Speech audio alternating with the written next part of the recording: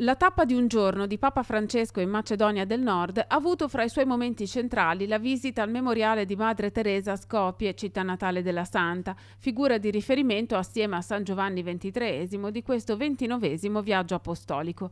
Si tratta di una costruzione moderna inaugurata nel 2009 che ospita un piccolo museo con foto, oggetti e alcune reliquie della Santa.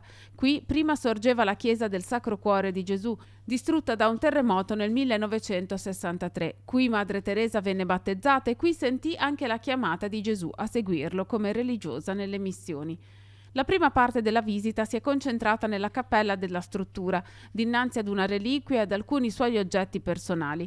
Qui con Papa Francesco si sono raccolti la Madre Superiora, 3 suore, 2 cugini di Madre Teresa e i rappresentanti delle confessioni religiose che compongono il mosaico della Macedonia del Nord, la Chiesa ortodossa macedone, la comunità islamica, la Chiesa evangelica metodista e la comunità ebraica.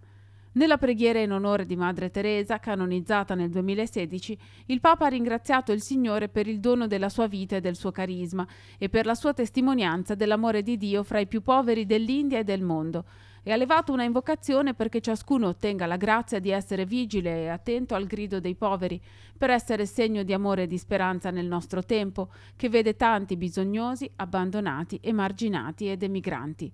Al termine, nel cortile, il Papa ha incontrato circa 100 poveri assistiti dalle suore missionarie della Carità, ordine fondato da Madre Teresa. Diversi per nazionalità, lingua e religione hanno in comune la gratitudine per l'accoglienza ricevuta dalle suore.